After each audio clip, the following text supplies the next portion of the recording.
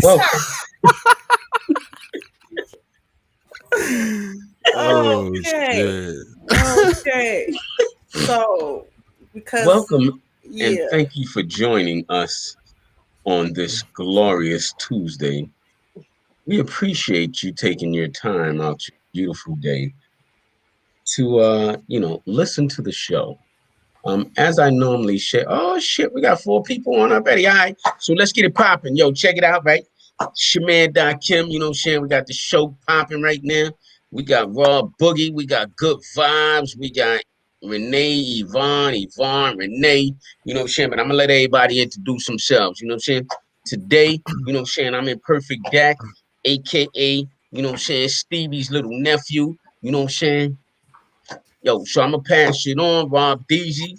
What's Tell up? them who What's up? you be. What's up? Y'all know who it is. It's your boy Rob Deasy. Keep it 1,000. Wow. I've been gone for a minute, but I'm back. Got some great conversation tonight.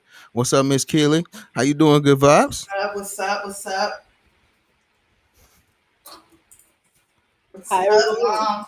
You know, how is everybody? Good. I'm good.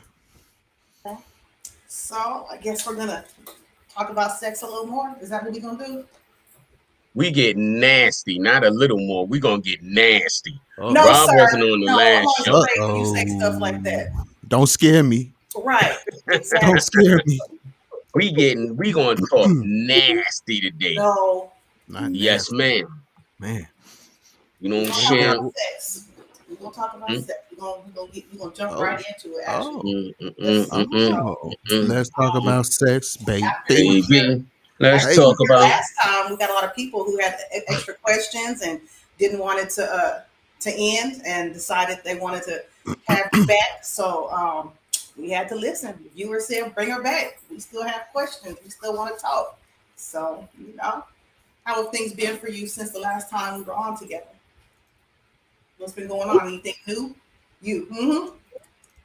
Things have been good, busy. I thank everybody for the questions that came up. It was a lot of fun to be here, and I'm looking forward to freestyling tonight and seeing what the questions are, what else we're going to be asked. So I'm ready. All right, all right, all right. So we gonna go ahead and do like we normally do, right? We're gonna jump right in, right? But being Rob wasn't here, and I know you got some. I know you grabbed some questions from before, right? But the shades make me look smooth. You know what I'm saying? I had my wife beater on. You know what I mean? You know what I'm saying? But I ain't want to. You know what I'm saying? Make y'all being we talking about sex. I ain't want y'all to feel all hot. You know what I'm saying? See Now you these don't Man. old want to see man the muscles. You expression. know what I That's really mean? hide behind your Michelle got that eye? Michelle got that eye, bro. hide behind the Possibly, shade. Oh, I see it, bro. possibly, You got your little shiner under there. possibly. Okay, So so being Rob wasn't here last time, right? We Uh-oh. yes. she's well. Hold on. Actually, let's step back a second, right? Because there were people that didn't listen the last time that are on nine or now. Renee, would you just kind of just give us a brief definition of what you do and who you are? Sure. I'm Renee Yvonne. I am a certified sex coach and counselor, and I work primarily with Gen Xers, the lower, younger end of baby boomers, helping them to reclaim and maintain a vibrant sex life throughout midlife. That's beautiful. Whatever that is beautiful. Basically, So I think last time we asked her about her education, how long it took to be able to be called a X Sexologist, and we asked her why she got into this line of work. So let's go ahead and have you share that again for the people that are on today that weren't on the last time. So Sure. I went to Sex Coach University. It was about a 2-year program. You learn everything. I would say everything, but you learn a lot of things about sex, from anatomy to different types of kink to um, how to coach and counsel people through some of the sexual problems that they might have.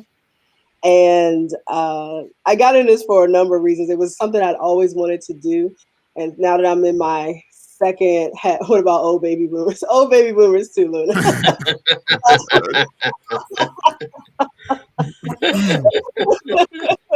I'll just say Gen X and baby boomers. I'm in the Yes, the whole. so the whole span of that. We'll take them all. And so it was something I'd always wanted to do. I'm in this, the second half, I hope, of my life, and wanted to do something I've always wanted to do, and now I have the time and the freedom to do it. So I primarily work with people in the evenings and on weekends because I do have a regular day job, but this is where the fun and the excitement happens is for a couple. Exactly. Okay. Where you can be nasty is what you're saying. Or he Okay. just gets nasty tonight. I don't know what's up with him tonight and being nasty. Everything nasty. Right. So being Rob wasn't here last week, right? Mm-hmm. Listening to her description, Rob, before we go into the questions from last week, do you have any questions that just pop out your mind hearing based on what she just described? Man, I'm really eager to get in these questions and conversations, man, because I wasn't here last time around, and definitely want to try to jump into that. I don't have any questions because I think I'm a little newbie to this whole thing, so I'm just gonna sit back and enjoy the conversation and jump in when I can. All right. Okay. Because I'm in a tiny baby group. Tiny baby. Look, you get it all the way fast. Keep saying that. I'm about to bump in another group, but I'm in a tiny baby right now. No, you can ready to roll down this deal with the rest of us. I you don't get this.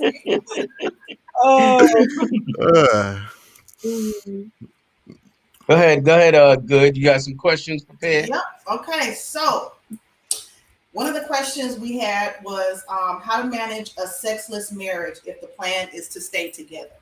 And that question is a twofold question. It's how do you do that when one person still wants sexual activity? And how do you do it when neither of you want sexual activity?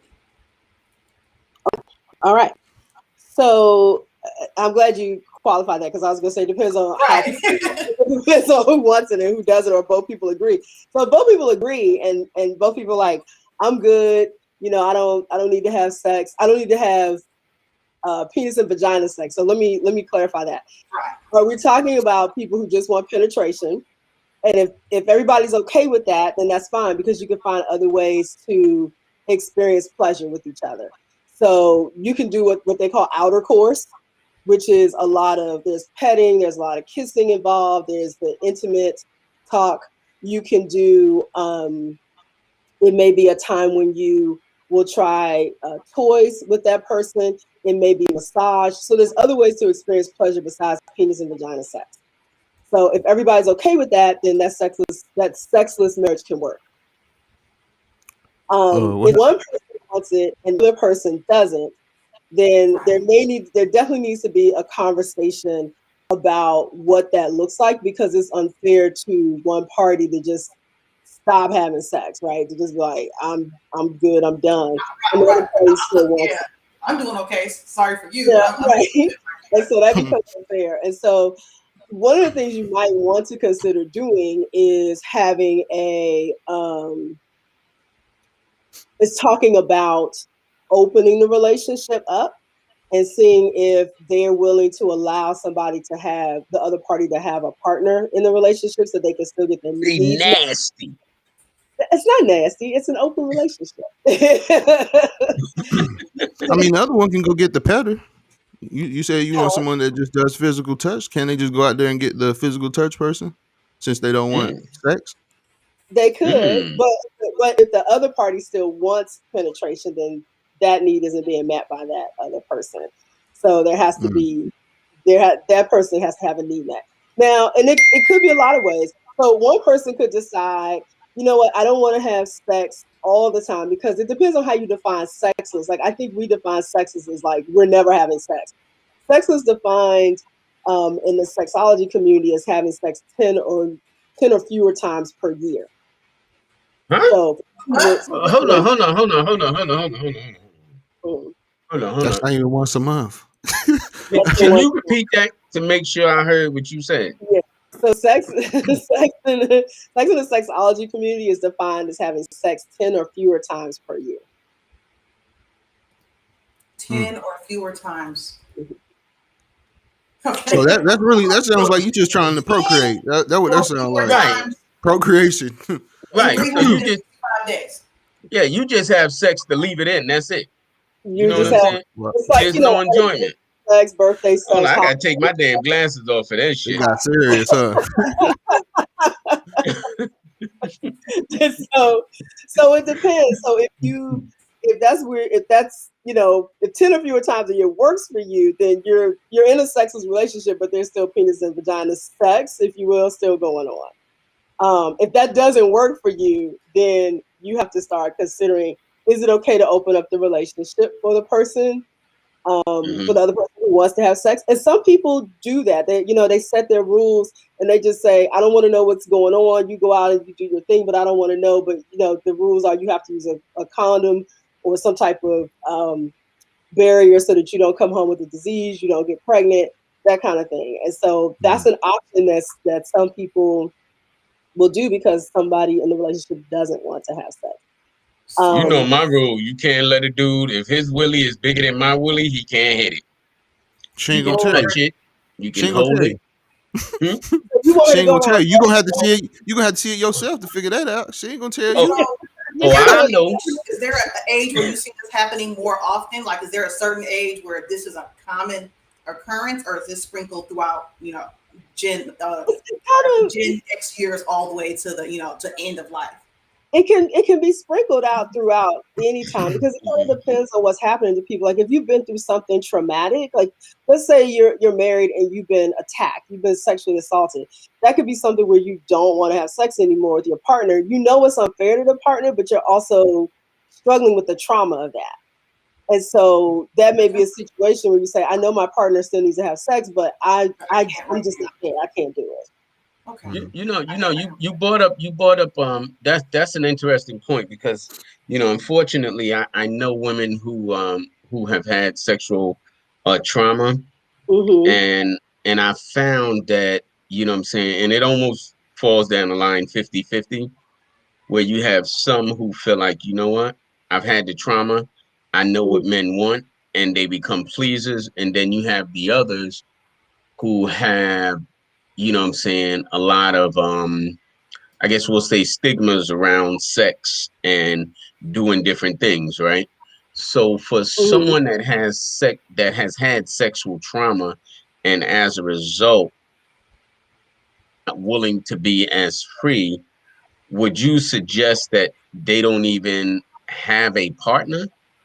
And when I say a partner, don't engage and don't get into a relationship until, what I'm saying, I don't want to say you're healed, but you know what I'm trying to say. But what if you're already in one and then this happens, which I'm talking from my personal experience. Yeah. If there's somebody in a long-term relationship and then you're sexually assaulted, you just break up and I just go by myself and heal by myself and then come back when I can have sex, because sex is like the most important thing in the relationship. Like, so hold on. Can you explain that in a little more detail so I understand? So you're saying you're in a relationship.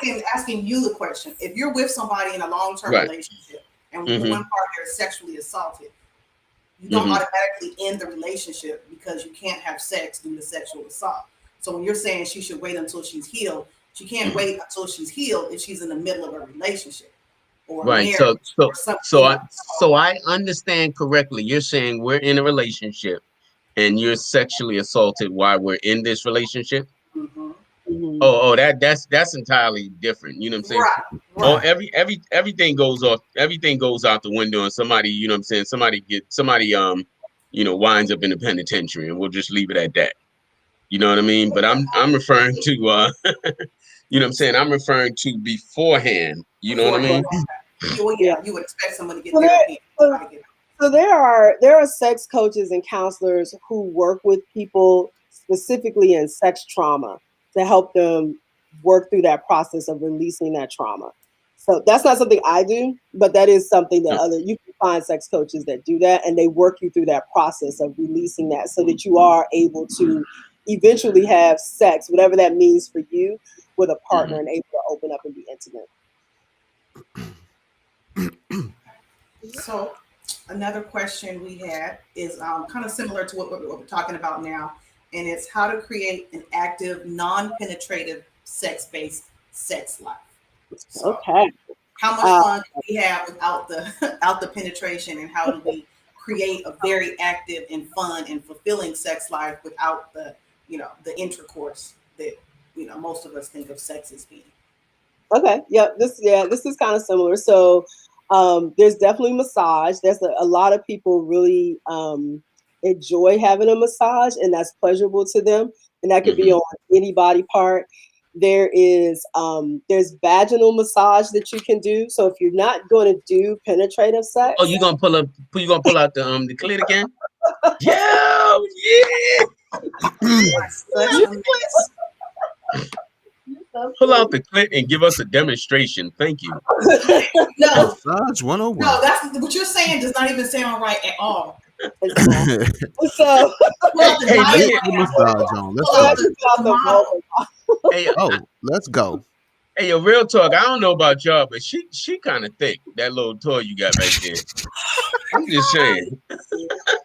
I'm just saying.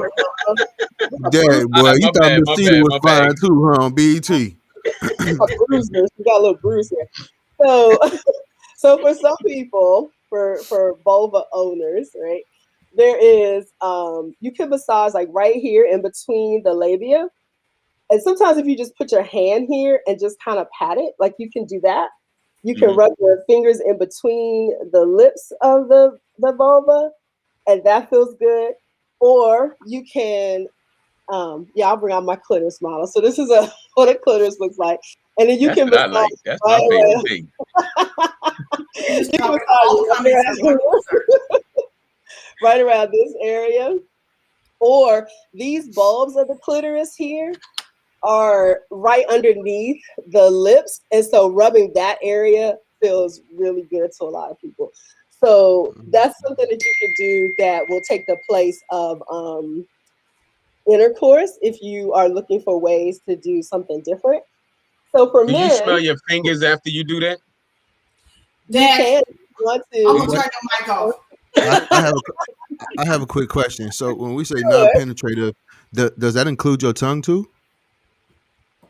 No, so that would be more. But this would be anything that's going inside. So anything. Oh, okay. Yeah, I mean, you can get your tongue in there if you know what you're doing. Preach, bro. I just want to know what penetrative is really meaning. I think we're talking about the penis and vagina traditional. Okay. We talking objects, fingers, no penises. Okay. All right, cool. Clarify for me, because you got down there to start describing some of the motions and stuff. I just wanted to make sure, because you might try to penetrate after you doing all of that work in them muscles. Well, hopefully you might, you might get some. But I need to know. I might penetrate you with my tongue. You might be like, "Yo, that's off the table." What? Right. Cause that's real talk. Because you know what I'm saying, for men, you know what I'm saying, you talk about non-penetrative, but for men, we feel like using our tongue in some instances might achieve, you know what I'm saying, what you're saying, non-penetration. You know what I'm saying? Yeah. So we definitely, I don't know for Rob, but I know for me that, you know what I'm saying, I'm not penetrating you, but I'm still giving you what you need. You know what I mean? Exactly the point. That's exactly the point of a non-penetrative active sex life. Is what else can you do to get each other there without doing I wanted to make sure I wasn't tiptoeing the line. Go over the line. You know, I'm going over the line, Rob. We get nasty tonight. I'm going over the line. You easily slide into the. Okay, all right. I see you, bro. Right. I see you. We'll get to that later. Okay, so what can a woman do for a man who cannot maintain an erection and wants a non-penetrative sex life? And brothers, I don't know if y'all know or you know other men that have that issue. Like, are they still able to receive some type of pleasure? They just can't maintain the erection. Like, what is that experience like, or what do men tell you it's like from their point of view? Yeah, I have her tie I wasn't ready. You didn't what even say the hell is that? Wait, If you don't get that Louisville slug off my goddamn screen, No, you want to see diagrams and all that. So I don't took my play off the now. screen 1 second and So look this back. is, And this is why what? this is Right. I why. don't want to see no goddamn baby arm on my screen. Shit, I thought that was like one of them Grand Canyon little things, one of them damn structures they got out there or something. You got it all folded up. So, Nah, you fine. You fine. Go ahead. Go ahead, go ahead. so one of the things you could do for men is get some coconut oil, rub your head, get it.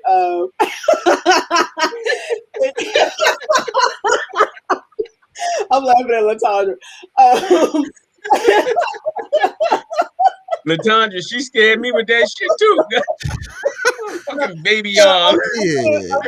let me tell you this real quick. So Latondra is my best friend. She gave me an Amazon gift card for my birthday, and I said, "This is what I said. I'm gonna buy this one." for my I'm gonna buy a baseball bat.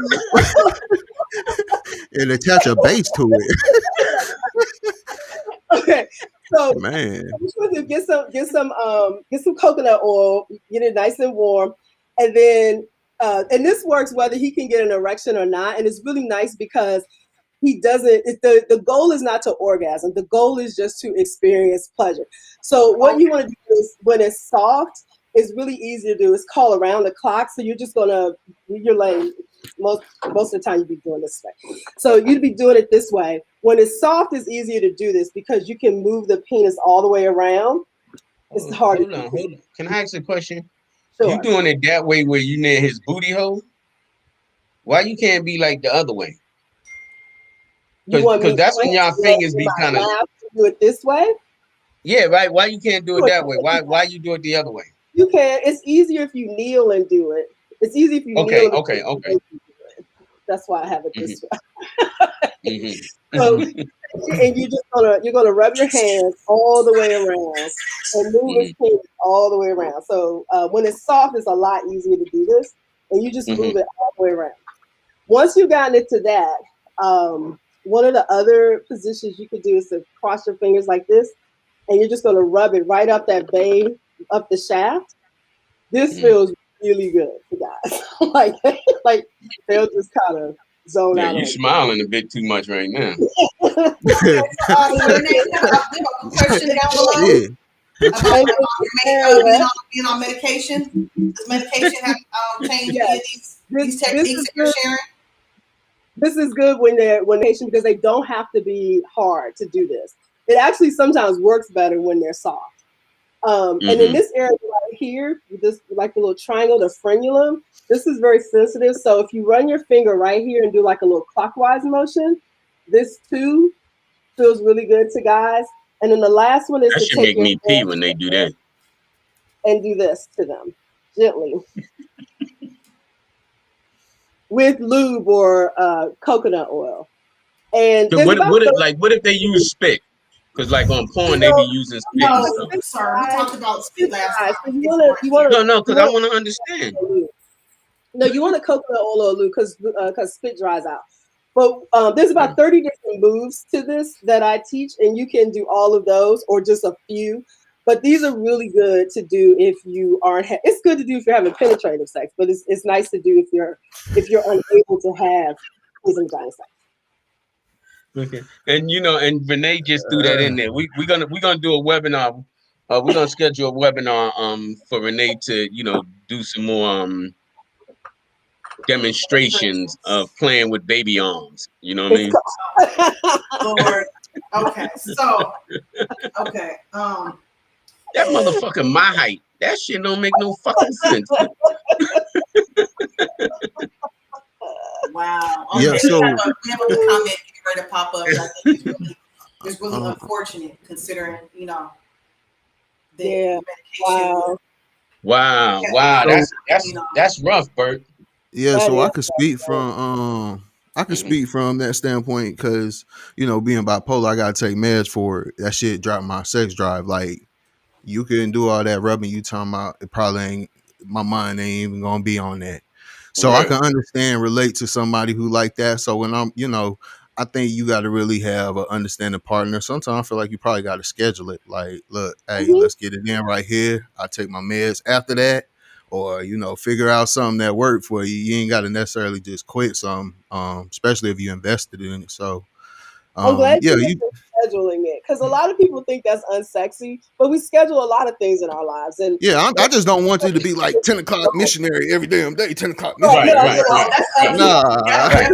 I want it in the kitchen when you was whipping up that shit on the stove too. Like I paused on my mess. Shit. Right. Or use a string, you know what I'm saying? Just have a pull a string. That motherfucker get hard one way or another, you know what I'm saying?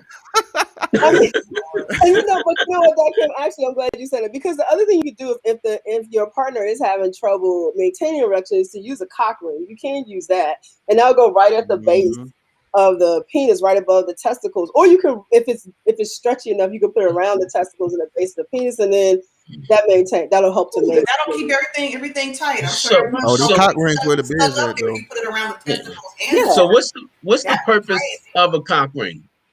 It's to keep you hard. It's to constricts on you. So what like it stops the blood and just keeps the blood right there. So, It's gonna keep the but blood. It's in there. Mm-hmm. but now if we think about it, if we talking about cock ring, right, and then think about what we were talking about last week as far as semen retention, does a cock ring help with semen retention, or you know what I'm saying, or is that two Are you entirely trying to different keep your things? semen to yourself?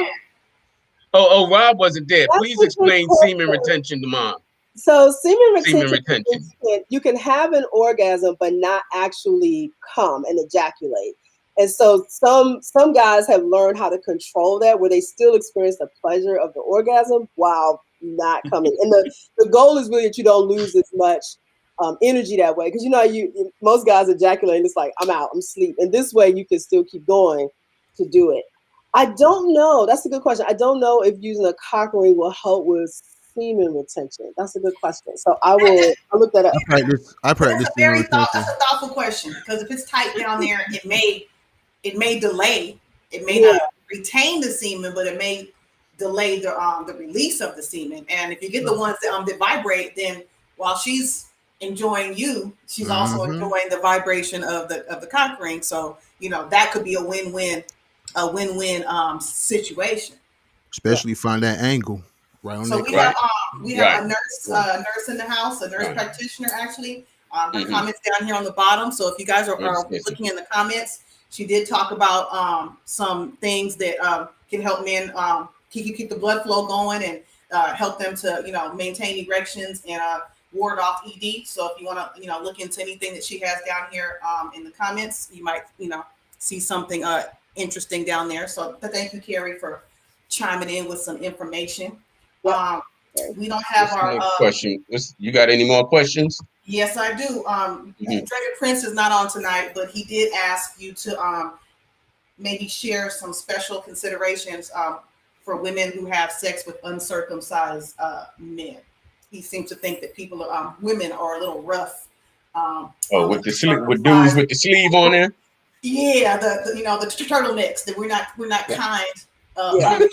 So is there any special considerations you can share for that was going to be my main comment is to be gentle with it, because it's very sensitive, not to be grossed out by it. Like some women will be like, like you don't want to do that. Oh, no. That's not nice. You should be mature enough. That's not nice. You never seen one. That's what some people will do. Yes, that was the next because a lot of bacteria can get under there, and so you want to make sure that you clean it often. Yes, Latondra. Hopefully they are rolling it back and cleaning up and around and all through that to make it pleasurable for us as well. Rolling it back like an old sock. So hopefully all of us are mature adults and their mommies and daddies taught them to clean properly. So hopefully they did. Yes. Hopefully they did. That would be very unpleasant. Yes. So while we're talking about orgasms and things, and rolling back the brown carpet, right? Renee, she created she did a blog on orgasms. You mentioned it in our chat. I don't remember exactly what you were saying, but what were you saying as far as what orgasms can actually do for you? Oh, so there's several things that orgasms help with, like helping you sleep. If you've ever had insomnia, it's really good to just like masturbate, get one out, and then you'll probably go right to sleep. It helps with pain.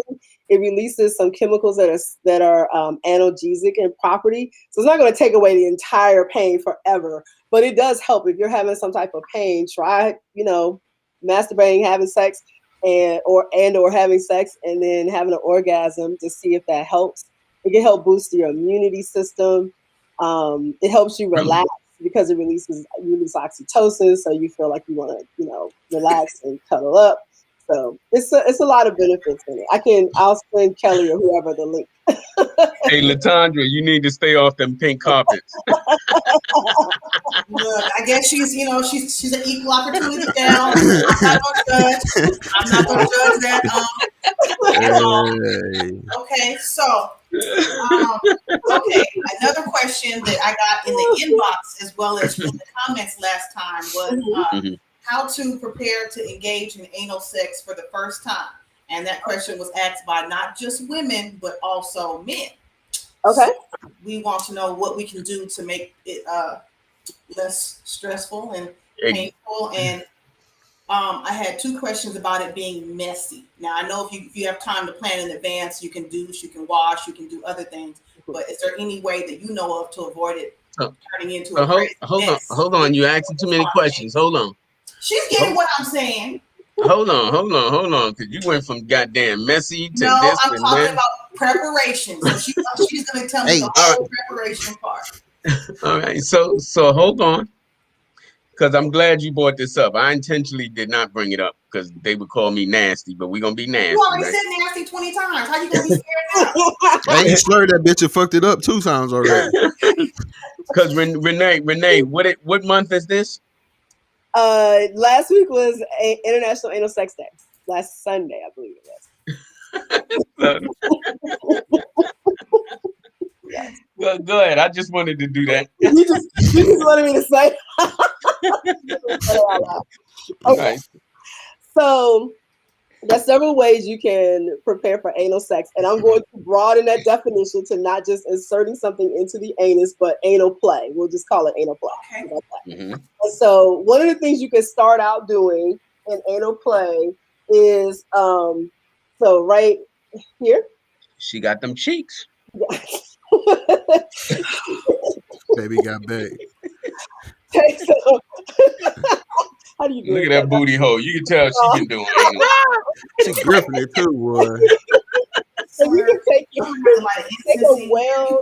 well-lubed finger, and you can just rub around that area. That alone can feel good to both men and women because there's a lot of nerve endings there, and so you can start that with anal play. You can start with just massaging the butt cheeks because what you really want to do is get people relaxed. The reason anal sex often hurts people is because they tighten up because the sphincter muscles are back there. And so usually what happens is something comes back there and immediately that's what you want to do, right? You're just like, okay, nothing should be there. So you want to, so you can ask your partner if you really want to try it, ask your partner to give you a massage, particularly focusing on the butt, and then to do just a little bit of finger play right around here in the anus. The other thing you can do, particularly with men. Hold on, before you go on, Renee, should you do anal play with lube or you do it with dry fingers, or you know what I'm going to say, right? Lots of lube. Lots of lube. Or you do it with spit? A lot of lube because this doesn't lubricate. It's not like the vagina. It doesn't lubricate. So you have to use a lot of lube back here. Okay. But if there's dookie in it, ain't it like a little back there, Doc Kim? I mean, if it's like dookie in there, I would think it'd get a little, you know what I'm saying? Back there, Doc Kim. Okay. Lord, this man here. Be like, damn, it feels just like vaginas. when you're ready, you can try a finger in there, You Mm-hmm. can try a toy in there, and they're vibrating toys. There's glass toys that you can use, Mm-hmm. various size. The big thing that you want to remember is you want to have a flared end to one What like the this fuck? because you don't want it to get lost. So it looks. This is what it looks like. You You putting need that in the dude bookie? You need a Oh, no, it's the butt yes, men plug. and women, but it has a stopper Yeah, so that it doesn't slip in and get lost because that's yeah, speaking. you don't want to get lost in there. It's the Because I butt have plug. worked in the You don't ED. have to put the whole You'd be thing in. surprised what gets You wanna stuck in group there. it. All kinds of things get stuck in there. Yeah. So you don't want to put. You don't have to put it all the way in, but you want to lube it up, and then you can insert this. And this one vibrates, so you can insert this in the anus when you're Yeah, ready. put it in. Put it in. Put it in. I don't. Bro, this is not Pornhub, man. I don't know if this will go all the way in. This But is some knowledgeable you can stuff. the other thing, okay, what you back here. You can also use a glass one. These are these are nice. You can do temperature play with them, so you can put it in the freezer, make it cold. You can heat it up a little bit, and so this was larger as you can see. So it's a lot, it's a lot thicker. Mm-hmm. This is more like a trainer one, if you will. This is when you get more experience. You know my thing. Start with a dude with a little Willie first. Don't You, fuck you, around with somebody with a goddamn Louisville You, Slugger. you, But that's it. you ever see do you ever suggest people start with anal beads? I don't. I Why? feel like anal beads are a little advanced, but if you want to start with them, you can. I don't suggest that because I feel like Anal beads are advanced. play with Yeah, this, that's what like, if you want Because they're smaller, but It's she's small. thinking something and different. you have to push them in, and then Okay. So Yeah, I thought anal beads were trainers as well. That's that interesting. doesn't mean you can't. That just means I haven't suggested it. Oh, okay. Okay, I see. I see. So, I haven't suggested to people. I usually suggest these because most people, when you start talking about anal, they're already freaked out. So I usually start with something like this. The beads look like, oh my God, there's like 6 of them. People look Right. they get frightened. So That's what you're saying. I guess it depends on the mindset of who's requesting the play, So, what they're into. I think we need to stop and look at the bottom comment and put it out there for everybody so we can be responsible that it definitely is always important to discuss boundaries and have a safe word or know that at a certain point, if it's too uncomfortable, that we need to stop, switch it up, and if somebody doesn't want to try it at all, we need to respect that. you need to respect that. yeah, Right. the safe word should be shit. I'm about the shit. That's the safe word. And you need to Right there. discuss stuff afterwards. You need to discuss what worked, what didn't work afterwards, because everybody wasn't in agreement just right off the bat. Trust me. Yeah, Right. you should talk about that. Like, don't ever just go in there and just stick a finger in there and just think they're gonna, if you haven't talked about it, that'll be too much in the face. So you don't want that. But a question though, with the toys, should you use condoms? Should you use some type of protection for the toy, especially if you're doing anal? I mean, using the toys. You know what I mean? Definitely could. Putting a condom on the toy. Yeah. You Put it can. on the blast or the vibrator. Would you suggest that, or it's just kind of like personal preference? Like if it's just Are you using you them and your between partner. people? What do you mean? Are you Hmm? using them between people? Like, No. are you I'm just. Are you saying to I'm protect the toy? They're washable. So the choice Yeah, I was about to say you're supposed to is do final soap, wash, dry them, put them away, or if you want to Yeah. keep them extra clean because you're gonna use them from the front to the back, which you should never go back to front and front to back. Then yes. No. I'm just saying in general. You know what I mean? Right, Because I know, but maybe if you're into that kink, if that's like some type of kink you probably into, you might do it. But I'm saying that like for bacterial reasons, if you're gonna use the same toy in the vagina and then later I'm on, not even Oh no, I'm talking about him talking about the condom. I'm speaking so that everyone who's watching can understand. That Oh we're yeah, not no, going we. from the front to the back or the back to the front.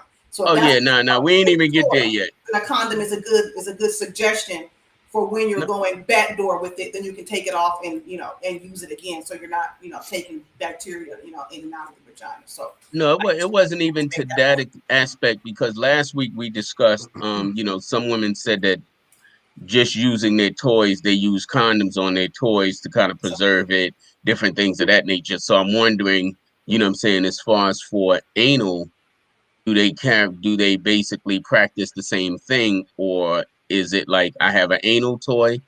And what would you suggest? Like you have an anal toy and you have a vaginal toy, Well, this or you know what I'm saying? this is designed as an anal toy. So after you Hmm. use it, I would just wash it. I have a sanitizer thing, so you can Hmm. just wash it, sanitize it, and it's ready to go again.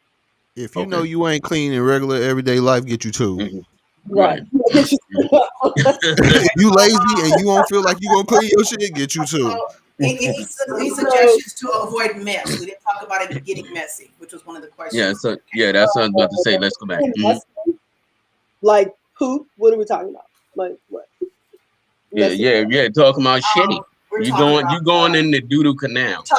fecal material and juices. Is there any way to avoid it getting messy when you have not pre-planned for this particular Maybe experience? not, to be honest. Like I would like if you think that anal sex is going to happen, I would make sure that everybody takes a shower and clean back there as much as possible because it is possible that you could run into some fecal matter if you don't. Some shit. Some shit. Fecal matter. Shit. Okay, But so for but those that inbox, I guess there's no way. There's no tricks. also let's talk about because I've heard of people douching back there. Is that something that's like a common practice or I have heard that people will do an enema. That's usually pretty extreme. You don't usually have to do that. Typically, if people bathe and you go back there, it's not bad. The problem is if you just happen to be like, oh my God, I'm hot, I gotta have it right now, and nothing's happening, like you haven't done it, you could run into some. But Mhm. usually, doing an enema is pretty.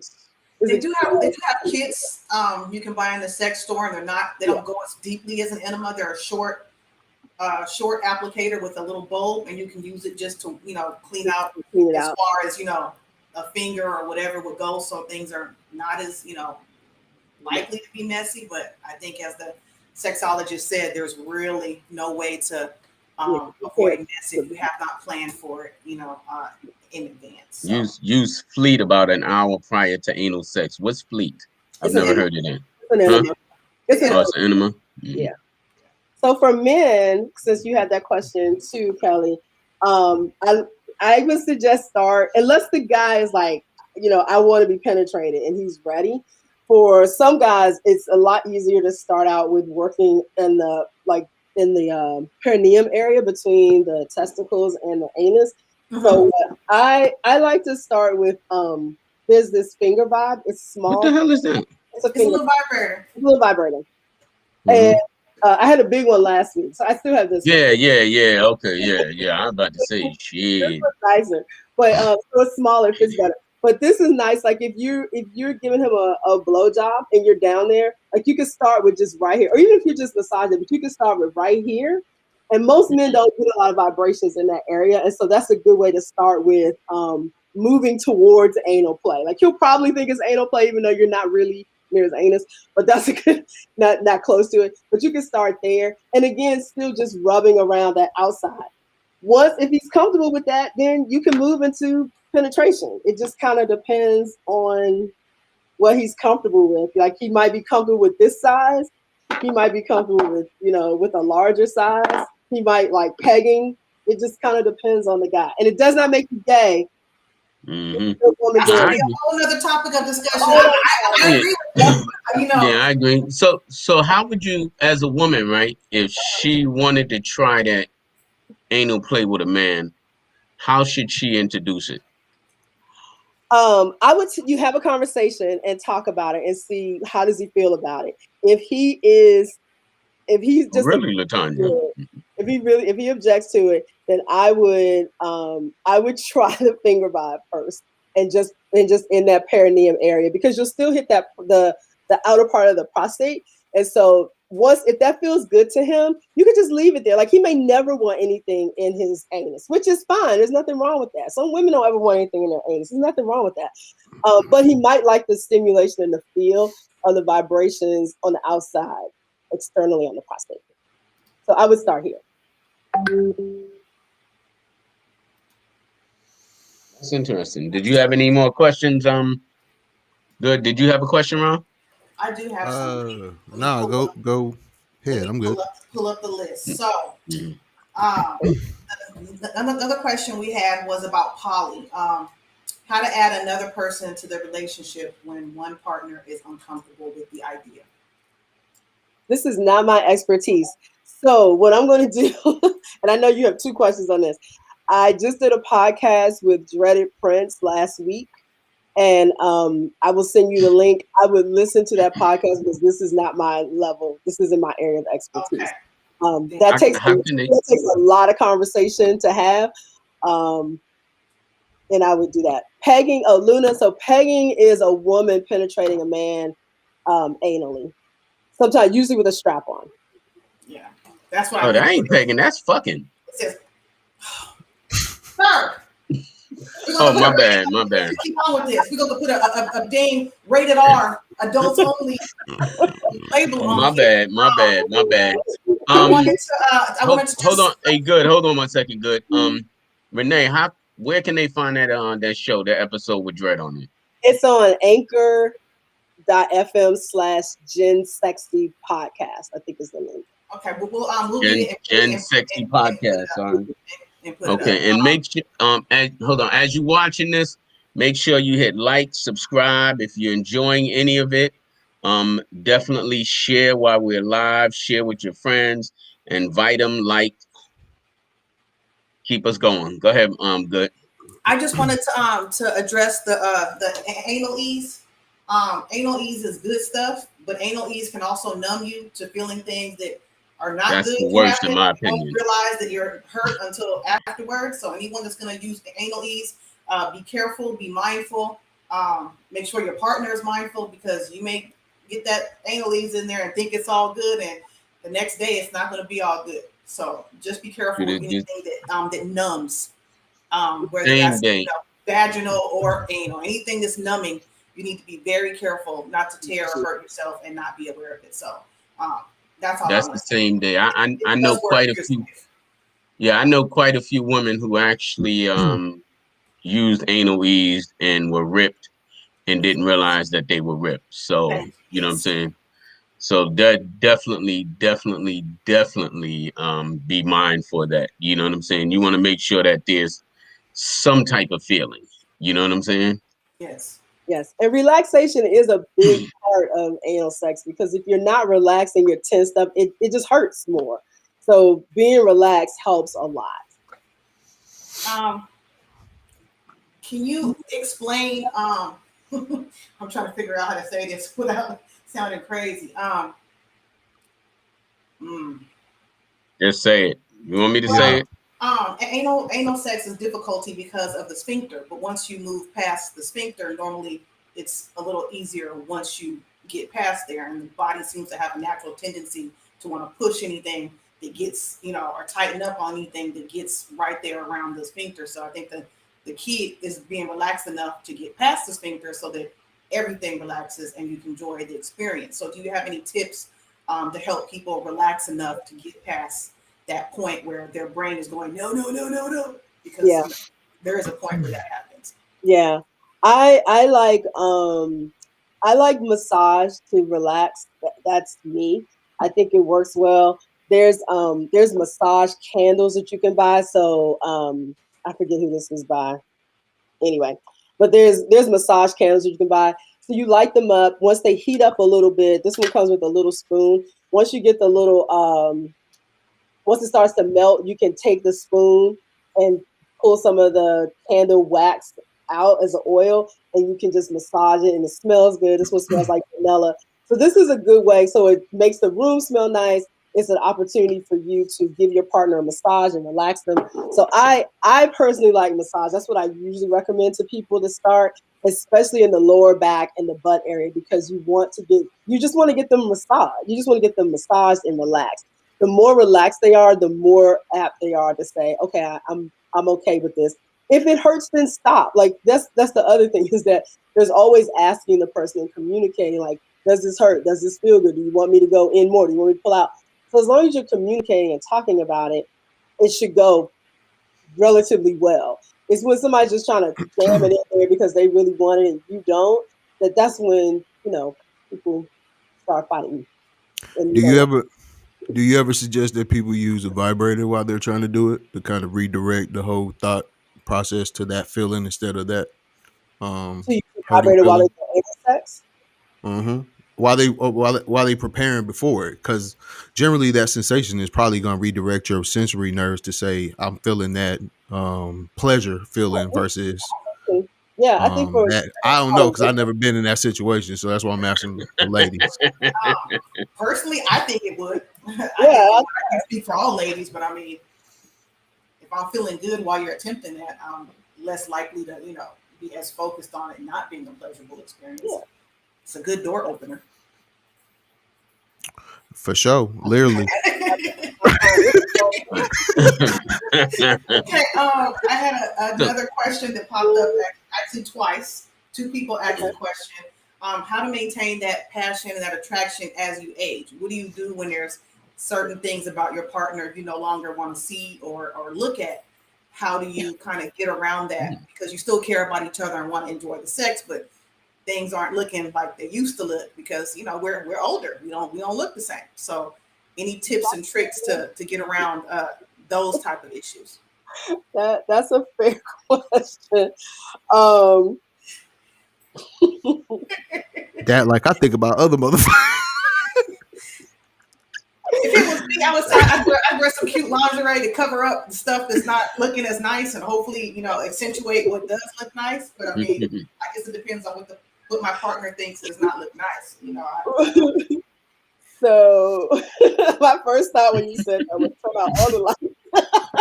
Right. Lights off. Okay, that's He said, we playing blind man's bluff right now. Yeah, I wasn't sure what she was going with. I thought she was going to ask something different. And she said, well, you don't want to look at him. I was like, oh, I don't. Give me that dick. I don't want to look at you. It was, there you go. Right, Crash. Lights off. They were talking about, perhaps breast sagging, things not looking how they look. How do they still maintain attraction for their partner and not make their partner feel uncomfortable when they don't like what things are starting to look like? So that's the question that was posed to me. Yeah, that's a wow. Yeah, that's that WAP is that WAP. That WAP is that WAP no matter what. Right, exactly. So. You know what I'm saying? I hope so, because I'm afraid to head down this road if this is, I'm worried about. Right. You have to find someone that is attracted to you. You know what I'm saying? At the end of the day. You mean you and here. Right, exactly. You know what I'm saying? Because I mean, honestly, you know what I mean? If you think about it, right? People will say she looks this way, she looks that way. Why he's with an ugly woman, you know what I mean? Whatever. But you know what I'm saying? He finds something attractive on the inside. You know what I mean? And figure I'm about to be 51. You know what I'm saying? Pretty much, man. Once a woman hits 40, you know what I mean? Gravity sets in, you know what I'm saying? And be careful. The nipples start from here, then they start hitting right above the belly button, and we know the rest. You know what I'm saying? And I'm just gonna leave it at that. You know what I'm saying? There's a few lady titties who roll out like a red carpet when they pull it out the jank. You know what I'm saying? And but if you love her and if you you know what I'm saying, you find anything outside of sex that you admire her, then it doesn't really matter. You know what I'm saying? But we had a question about secretion sweeteners, and I'm all for the natural stuff. I've never heard of anything that you can take, so this will be a whole new topic to me. Have you heard of secretion sweeteners? So first of all, what's secretion? Let's describe secretion first. I'm sure she's talking about semen. No. I mean, I know what she's talking about, but for people that don't know, let's what's secretion? So I'm assuming they're talking about ejaculate or lubrication from women. That's how I'm reading that. I have not. Oh, okay. I've never used the secretion sweetener. I mean, usually especially with men, they tell you to eat healthier. If that's fruit, that whatever's in your body, whatever's secreted out will taste better, not be as tart or bitter. But I've never used a secretion sweetener. Ms. Sherry, if you can put a comment you can comment and explain whether it's something that you're putting on you or something you're taking internally. Like I'm not really sure what that is, but there's always jokes about pineapple juice and men being healthy and not smoking, so much or eating too much junk food because it does affect the taste and the quality of the semen. So I just never heard of anything like commercial that was used for that. So if you could share some more information. I've never heard of it. Right. I'm with you, Rob. Right. If you like cum, you like cum. It don't matter. She said she liked it. I didn't know she wanted a sweet sour. Yeah, right. Well, I ain't know she wanted a number 3 at the Asian restaurant. Like, you have no idea whether that stuff is pleasant or it's battery acid. I know, but the way she does it, I thought it was pleasant every time. I ain't know. Right, you know what I'm saying, right? Because most women that do it, they act like it's the best thing in the world. They don't be like, yeah, that's what I'm saying. They're like, oh, I love the guzzle it, but I like lemonade over here, and I'm like, I ain't know nothing about that. And Latondra, what should you do when a man balls are down by his knees? You get a string and have him hold them motherfuckers up. Don't worry about the balls. It's that pole you want. Exactly, right? Yeah, y'all worrying about the wrong thing, man. The wrong stuff. You worrying about the wrong stuff, lady. Okay. But for the women, right? Being both of y'all, and I know we talking to you, Renee, but also curious to you, Good. How would you feel if your man did want you to have anal play with him? And the reason I'm asking is because I've heard women say, what I'm saying, and me and Renee, we would. Well, let me step back. Me and Renee, we were joking beforehand, right? Mm-hmm. Because she's the only black woman that went on an interracial dating site and met a black man. You know what I'm saying, right? Yeah. Wait, what? Right. Exactly, right? Well, there are no secrets with that, Kim. Right. Yeah, I told you I was gonna bring that one up. But the joke was, I was asking her, what I'm saying, was he, what I'm saying, and no offense to no one, but was he white man freaky or black man freaky? And my question, there's a difference. There's a difference. And the reasoning for my question about anal play, because I hear some black women say, what I'm saying, if a man asks them to do something like that, they would freak the hell out. You know what I'm saying? Like, don't ask me to be back there, whatever. You know what I'm saying? So that's why I'm curious to how y'all felt as black women if a man did ask you, you know what I'm saying? Is it like, or is it, you know what? Hey, we're going to try to please each other. I haven't met many that were into it. I have dated many. God damn it! How many have you met? Sir, listen now. I'm trying to put up the link, but it won't let me stay in the window. So there's a link to the secretion sweetener, and I'll post it when I get a chance because it's going to take me out the thing. I have met men. Met as in talked to, maybe dated, not sexually, but that have been into anal play, pegging, scat play. Hold on, step back. What's that? What the hell is stack play? Yeah, what's that? Scat. Poop play. They want to play with poop. They want to eat poop. They want to smear poop. Poop must be involved. I've talked to a lot of different people in this online dating experience, and so I'm not really surprised by much anymore. There was a man who wanted to be pegged. We talked about it. I told him never been into. But so a dude asked you to take a dookie on him. Yes. Like that Biggie song. Yes. Yes. There's more than one person that was into that, so it's not as uncommon as you think. And there's websites dedicated to it. I said, "Can you send me a link to what you're talking about?" Because he was kind of dancing around the topic, and I was like, "I don't understand." It started off with, "Well, can you not shower as often? Can you not wipe as well? Just weird things." I'm like, "Dude, okay, what are you trying to say?" And he's like, "Well, let me just give you a link." She gave me the link, and I was like, "Oh. No." And he's like, "Well, can we do maybe just this part? Can you just do this?" And tried to negotiate, and I couldn't negotiate that. but I'm always opening to listening and understanding where somebody's coming from. So it was an interesting conversation. He was a nice man, you know, regardless of his kink. Would you play with a man's dookie hole or not? If that's what he wants, yes. Yes, I would. Yes, would I you would. smell your fingers afterward? No, I would not. Okay. No. Yes, you I would. would make we would get in the no, I would get in the shower together and we would make it a fun experience, and I would do my best to do whatever it is that he likes. I don't have any experience with that, so I don't know. But I mean, you know, if that's my man and that's what he wants, I'm willing to try it. Man, I can't even get past them grabbing my ass. Okay, that's not something you're into. I'm not knocking. I ain't knocking nobody because everybody in this life Right. live Everybody got their own thing. I'm just saying, when they touch my butt, I jump. I can't.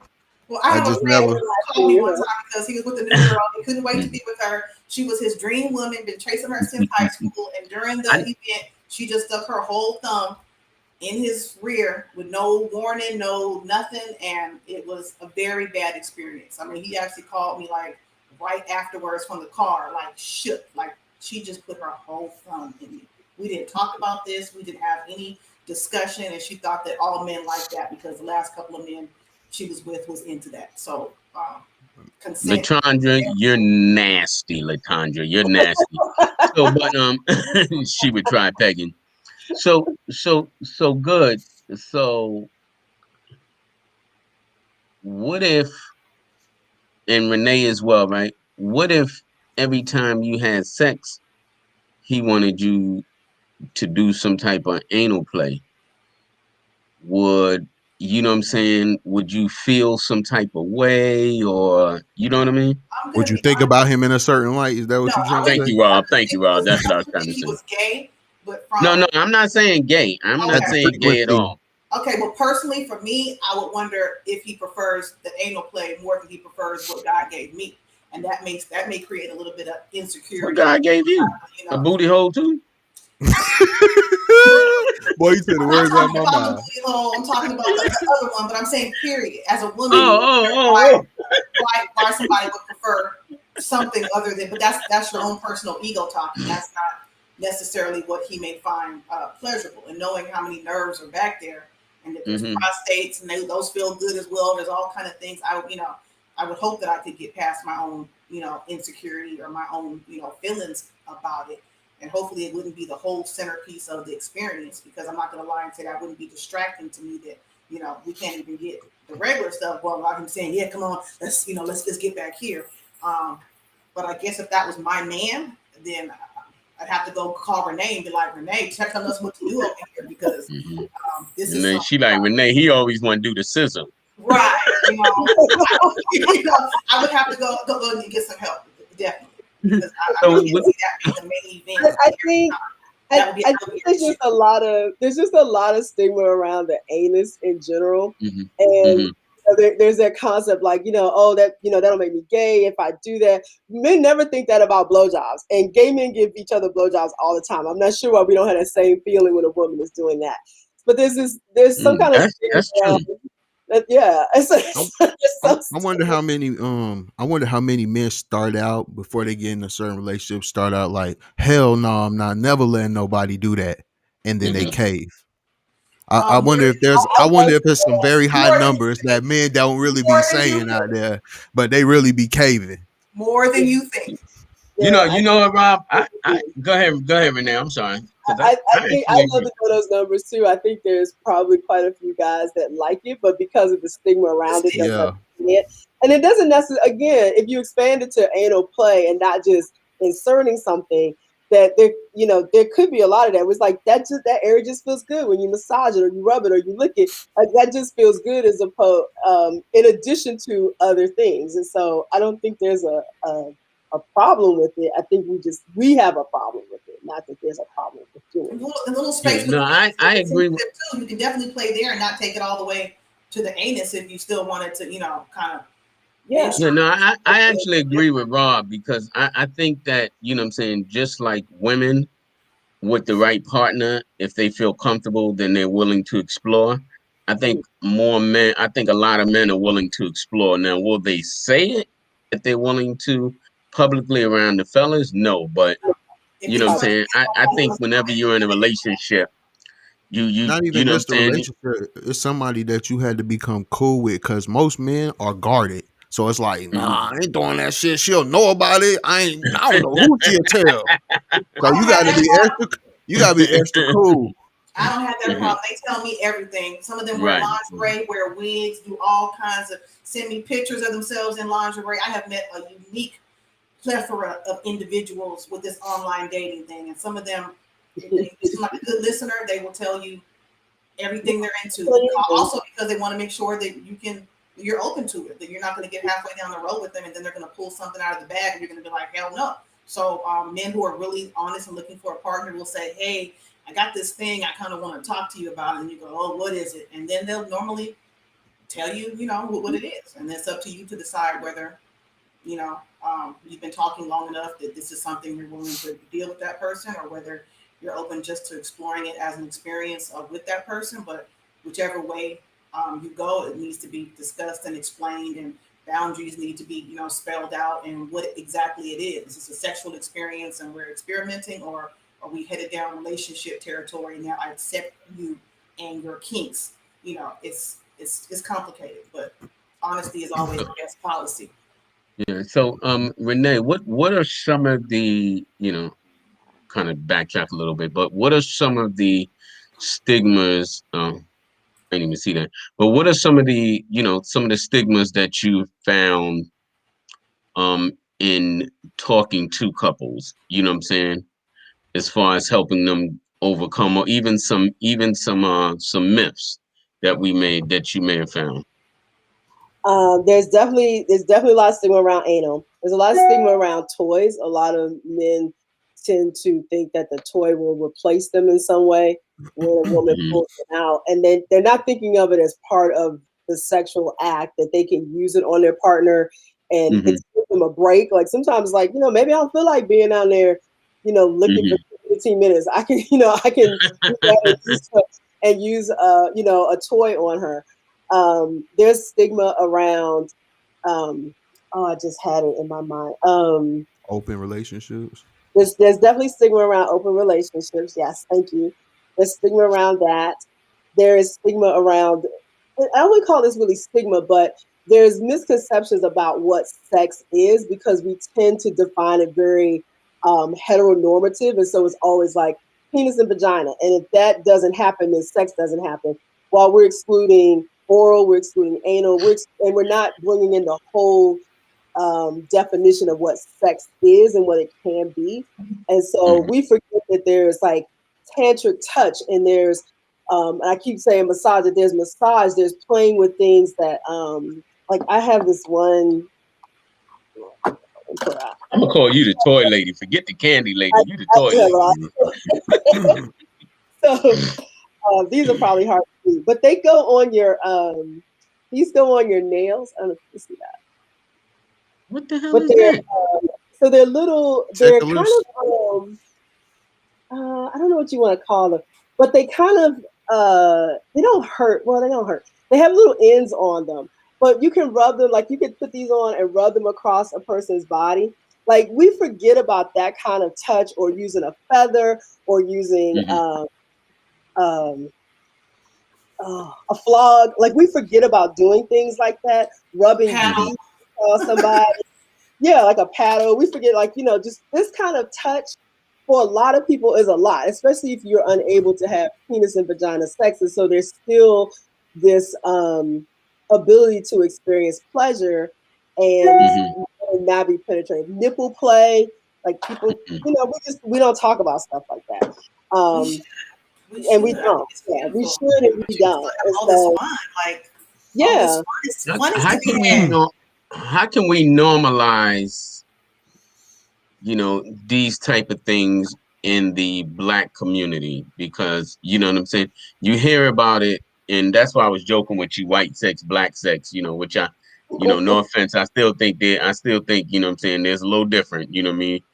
They tend to be a little nastier than we are. They But can, they're more open. I think they're just more hmm. open to experiences and trying Hmm. stuff out. And so when you're open to an experience, you just try Hmm. things out. And again, you don't, like I said last time, it's not like you have to do it forever. Um, if you try anal or you try a toy and you hate it, don't use it again. Like it's really that Mm-hmm. simple. Like, I have toys that I hate. Like, they're at the bottom of my box. Like I'm never going to use it again. But and there's some that my nightstand. Like I love this toy. I'm using it all the time with everything. So it just kind Right. of depends on you and what you like. But you can try different things. Like I showed Mm-hmm. you I showed you the glass. So I don't have a lot of these, but I have some like glass toys. And these are really nice for temperature play. Like I said, put it in the freezer, heat it up. But if you put it on your body and you feel it, or you can insert it, you can use it this way and insert it vaginally. You can insert it anally if you want. But when you feel the different sensation versus, the heat versus the cold, like that kind of stuff opens up your mind and maybe you never felt before. And so all of a sudden you're like, wow, I never thought about that. So Mm-hmm. I think it's talking with people, it's talking about it and being open and not being afraid. And then Mm-hmm. also trying new things and then being okay with maybe this doesn't work. I see is it Arima? I'm not Yeah, sure. yeah, Shamira. Uh-huh. Yeah, nipple clamps are great. Like a lot of people like those. And if you don't want, so there's nipple clamps. There's I have a ton of stuff. So I was Well, prepared. we can tell.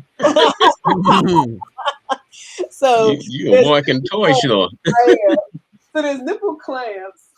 I don't like these. I'll be honest. So I'm not a nipple clamp. Head with But these holes. these are nipple clamps that have feathers on them. They're really pretty. They look like they hurt. They hurt like hell. They're supposed to hurt. I don't like these. But and then I have these magnetic ones I got from somebody, and they're a little better, but they hurt. I mean, there's if you, it's a pleasurable pain, but they hurt. That magnet is really strong. And Mm-hmm. then there's a place on Etsy I like. These are my favorites because they're non-piercing Mm-hmm. clamps, and they just kind of hug the nipple. I think that's what they actually call it, nipple You hug. gotta have a big nipple for that. That's like an elevator button. Well, they adjust, so you can You adjust. know? Okay. I'm about to say that's like a quarter size. You know what I mean? Okay. Yeah. No, So that's interesting. So yeah, Renee, can you talk quickly about asexuality? Do you have any clients that? I have not had any clients that are asexual. And can you describe? Can you explain what that is, and then tell us about your experience? I will do my best to explain. Okay. So asexuality is typically when a person does not want to have sex. It's different than being celibate. Like Mm-hmm. they feel like their genetic, if you will, their genetic makeup is that they don't want to have sex. They're not heterosexual. They're not bisexual necessarily. They're not homosexual. They just don't have a desire to have sex. But that also, I was just reading this the other day. That also doesn't mean that they don't want to be in a relationship with somebody. It just means that that's not the driving force for them. And so, for some people who are asexual, they may decide to have sex in the broader sense. Like they might like to masturbate, or they may want to have outer course with a partner or something like that. But they're not just they're not driven by the desire to have sex like some people are. All right. I have Okay. not worked with anybody asexual. I think that would be really interesting. So we're gonna end with this question, and I'm if each of y'all can actually answer it, because I'm curious to hear your point of view as well, Rob. I was talking to someone and they said that women are more willing to do anything sexually to please their man, where men have all of these boundaries that they're just not willing to cross, but yet they want their woman to do, what I mean, any and everything for them. I'm gonna start with Rob first. Hmm. I'm gonna say that men probably are like tried and true people. So like if I know tried and true this how I'm gonna get me, that's what I'm going to. Whereas I think women might be in this mood right now and then in this mood at another time, and they might want different things and different stuff to occur. Most men are like, damn, I got that urge. Skip that shit. I want to go over here, and then you usually you get into that repetitious mode like that, and you just become like I ain't even gonna say it's you feel it like it's all about yourself because you might really be thinking you pleasing your partner because they may be orgasming while you're having intercourse or whatever, but it wasn't what they wanted. It wasn't the level of pleasing they wanted, and you rushed to that shit. You didn't give them no time for warm up and all of that. So like it, I feel like men, we just like, oh, I know that when you lick my earlobe in this, we going straight there. Whereas I feel like women are like, yeah, today I wanted you to do this though. Like I wanted you to do that. So I feel like that's probably like the big defining the difference between the two really is we find something, we latch, that's it. Like women are like, what? You want to try what? I sure, babe. I'll try anything. Dudes are like, first of all, I don't do that shit. Second of all, Right. that's just gonna take time. I'm I'm not tired. even Yep, trying to I'm go not doing through all that that. Like, yo, you just came 2 times from this pole. What you mean you want me to lick or do it? Like that's how we usually are. So that's why I say sometimes it's a difference in the balance, right? Of what you're really trying to go for, what you're trying to achieve at different moments. That's why it's Mhm, very good to be having open lines of communication. A lot of people don't want to have them conversations because they hard. Like, what if somebody tell me something I don't like? mhm. Okay, have a discussion about that shit and say, Right, hey, right. is there possibility? If not, hey, you know what it is. Mhm, But mhm, yeah, that's how I feel, man. Like from a male's perspective, we get caught up into some of that stuff right there. And we'll lie to ourselves sometimes and go, yeah, you know what I'm saying? I pleased her, but it wasn't what she wanted. It was what you wanted and what you thought you was doing. So that's kind of my little take on it. I No, no, appreciate I totally that. agree with you. I Realness right totally there. agree with you. Go ahead. What you say? Good. I'm still sitting here just listening to Rob echoing in my ear. I felt like he got down and honest and dirty and peeled the layers back and was like, look, sometimes Facts. we do like this and this is what it feels. And as a woman, I can say I agree with a lot of what he's saying. A lot of times, when you try to explain to your partner that you like something different or I didn't get there the way I'd like to get there, it's like, what you mean? I did whatever. And Mhm, I've had partners where I say, okay, not like that, maybe more like this. And when they get into it, they go right back to the same thing they're doing. I'm like, we just talked about that. And then you got to take their hand away and go, okay, like this. They put their hand back and go, and it's like, oh my goodness. But this is the way they want. And I've had a man say, I know what I'm doing. Let me do it how I'm Hmm. trying to do it. I'm like, to You know me, what? I'm gonna tell you what throw us off. When y'all make them special noises, we get hooked on that shit. And when your body moves a certain way, we get hooked on that. So when you do it, we think we really doing it right, for we you, want to do but it that's the not what same you way every wanted. time, thinking we're going to be Yeah, right. mhm, It doesn't, and we some don't women, always get there the and the same hard way every time. and the hard part is some women because they want to please men so much, they get into that rut of that shit, and we never know because you never said it to us. That Like too. you got to That too. pull my brake. Like yo, whoa, hold on, slow down, player. Like let's do some of this right here, right? And it might take mhm, some coaxing at first, but if you want to please, I'm a pleaser. Like I know sometimes to me in my mind it might come off differently, but I like to please someone else. So like you got to communicate because if you do that same noise and you shake, shiver, and quiver, I thought that's what you was doing. Like I mean, exactly. but there's levels to it. So I may have got a shake, shiver, and whatever, and it was like, when I wanted to, it's different. I can get there if I want to get there, but getting there just to get there is not the same as enjoying the journey and getting there, with a heightened experience. I won't say that I think men don't explore as much. I think men will do a lot of exploration to us if we want them to try things with us, kiss here, lick here, do this, put Mhm, this toy in. Oh, they're all for all that visual stuff where they can look and touch. But if women say, well, can I stick something somewhere? Can I poke you somewhere? Can I bite you somewhere? It's like, I don't know about that. So I think when it comes to, to their bodies, they have more boundaries than I think we do because we are really trying to please our partners. Plus, we hear, in the media and online, well, if you don't do it, the next chick gonna do it. If you don't do mhm, this for me, blah blah blah. I'm, more of a conservative woman, definitely on the outside. So I meet people who want to push my boundaries because they want to take it someplace that I may or may not want to go to, but I'm definitely not going to be able to push back in the same direction and say, well, I want to do this or I want to try this. So I do think there is some imbalance there, but like you said, I don't think it's intentional for most. Some just want what they want, and if they can trick you into continuing to serve them the way they want, they'll do that. But I would like to think the majority of men are just, doing what they think is right and not stepping back and looking, and the communication is probably lacking from women as well. Some of them are doing it from that generational standpoint, like, oh, That's an daddy was a exchange. provider, daddy's job was provide, come home. It ain't about what you want, it's about what I What want. I want, Shit, I that's paid it. all these bills. You ain't gotta do nothing but do what I want you to do. And it's a lot of men still on that. Like, hey, Mhm. yo, come on, babe, you been at the house all day. I know you did yoga today. Come on, let's do this, that, and the other. Hey, that's what he want. And Mhm. you got people still stuck in some of them generational type things. Mhm. What you have to add, Renee? What are your thoughts? Women are willing to do more for a man than what a man is willing to do for him. Before you answer that, I know we're getting ready to wrap up, but I know last time we didn't get to everyone's question. So if you do have a question, post it, and we'll definitely spend a couple of minutes answering a few questions if you have one. Go ahead, Renee. I'm sorry. I do think women are often more willing to try things out with the guy. And I think sometimes it's an attempt to hopefully have him reciprocate to her.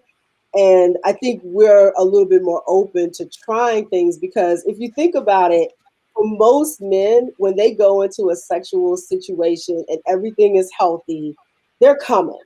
Like, it's not a guarantee that I'm coming every time I walk into a sexual situation if I don't take control of that. And so women sometimes will try things because you have to you got to know your body and you got to know what feels good. And so sometimes we're doing that to please the guy, but also we're trying new things because at the end of the day, I want to come too. I have a belief that if everybody's naked, everybody should be coming. So if Yeah, I agree. if that's not happening, then we gotta Throw do that shit something. on a t-shirt. Bro, If we exactly. naked, you better be coming. Everybody, Shit. everybody better be coming. And so, as terrible as it sounds, there was a time when I mean, like if it was like I was with somebody new, I had a vibrator with me because there was no guarantee that I Hey. was coming. Mhm.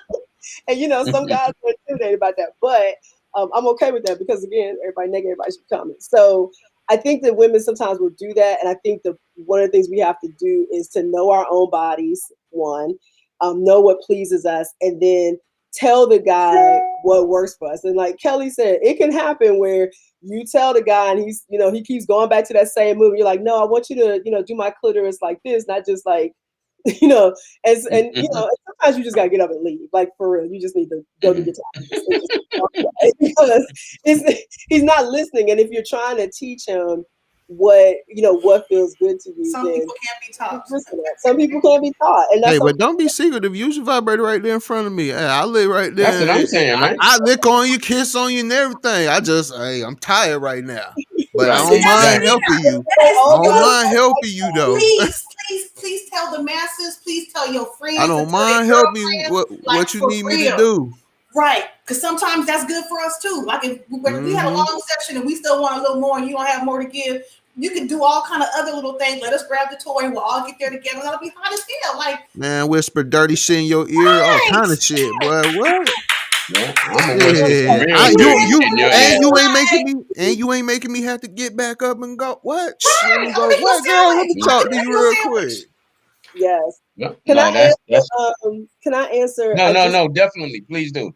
asked, somebody just asked about Natasha. Oh yeah, okay. So somebody answered. I was going to say, sheepskin is if you're not allergic to that, that's an option for condoms that aren't latex.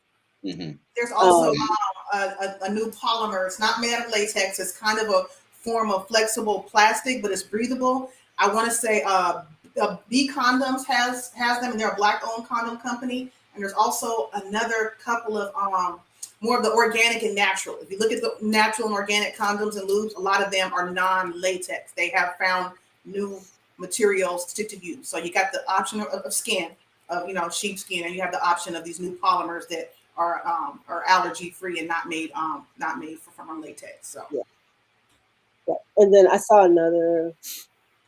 I thought I saw another question, yeah, but someone's talking about being You allergic remember? to the lambskin. There's some new I stuff. was.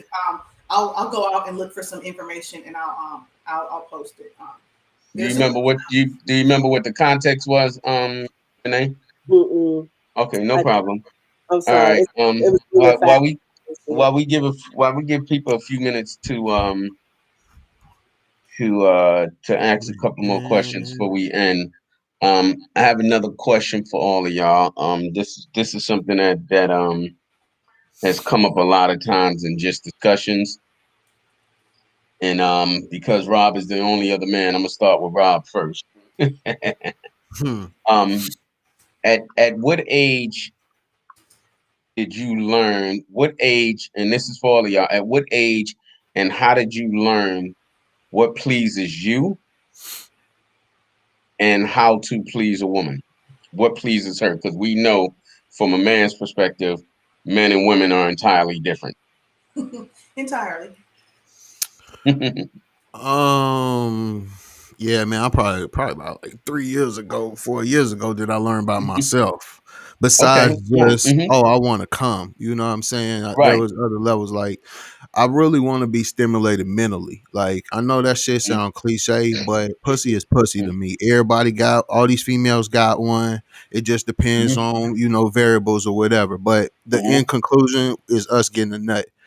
I had to think about that differently, right? Of course, that's how Mhm. the whole pleasing came into play for me because I'm naturally a pleaser, but also then understanding somebody else and what they like. Cause like for a long time, I was caught up in I know what you like. Cause your Mhm. body done told me what you like. Your body and your language done told me.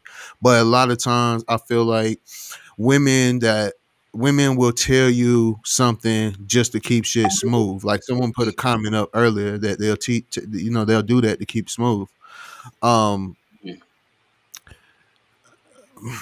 yeah, with I would say it was a very hard transition to understanding the woman because from Mhm. that perspective because it's more emotional, like Right. emotionally kind of ties into it. I'm not saying she's all crying and all that, but you got to move them a certain way if you really want to get them where they want to go, because ain't no woman just coming for any man.